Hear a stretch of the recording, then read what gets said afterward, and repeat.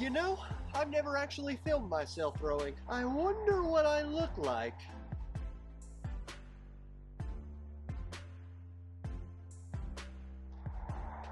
Throw it far, throw it far, throw it far!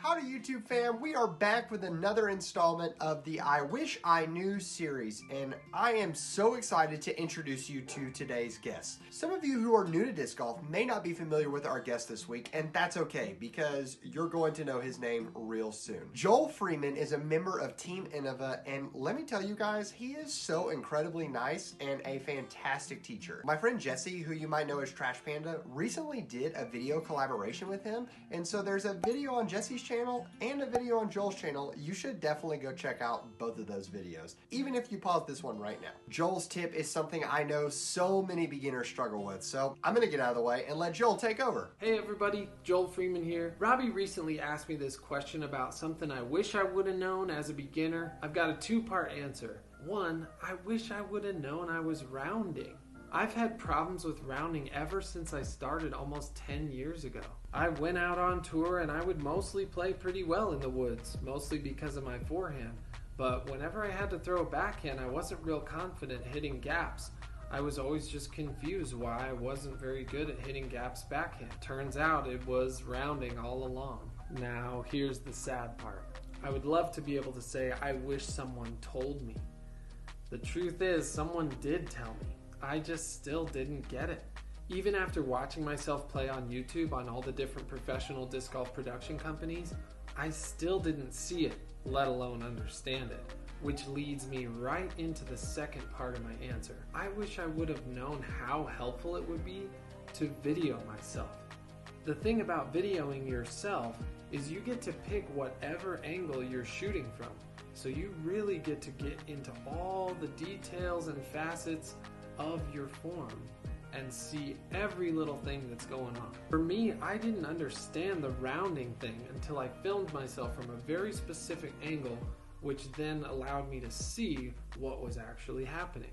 I would just try to reach back as far as I could. I would run up straight. I would even reach back straight.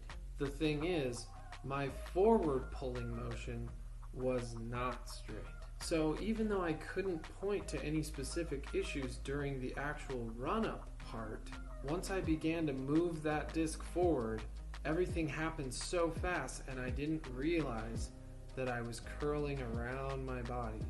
So when I would set up in what felt like a real straight line to me, what I was actually doing is I was positioning my body in front of the disc, and then in order to not hit my body with the disc on the way by, I had to come around it, and hence the name rounding.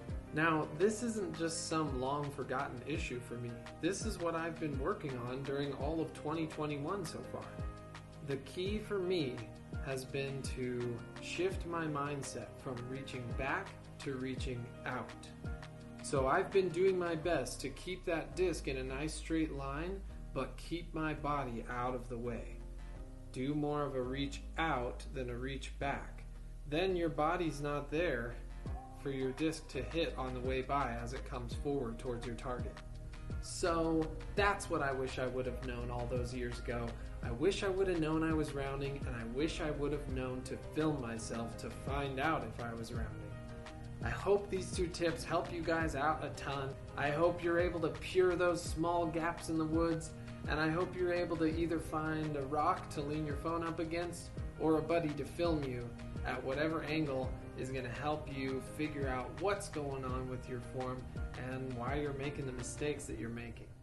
Oh, I am so thankful for Joel dropping that tip because so many people think that rounding just cuts your distance. But when Joel talked about that it also inhibits your consistency and your ability to hit lines, it doesn't matter if you only go 200 feet forward. because you're still going to be moving towards the target in the right direction. I would rather be 50 feet in the right direction than 100 feet in the wrong direction. Another thing that I really loved about what Joel said is that he did this while on the pro tour. That's right, you can be someone who rounds and still have phenomenal distance. I'm so grateful for Joel taking the time to record his video and send it to you guys here on the channel. So let's give him the love and support he needs. You can find all of his social media links below. I'm so excited for the caliber of players that we keep bringing onto the channel, and man, you guys are so helpful in that process. If there are players that you want to see, make sure you're reaching out, tagging them on social media, send them my way. The heart of this series is to learn from the experience the pros have so that we can apply it to our game today. Thank you so much for stopping by and hanging out with me and Joel today. I know there are tons of cat videos we all need to go watch, so for now, I'm gonna leave you with the birdie.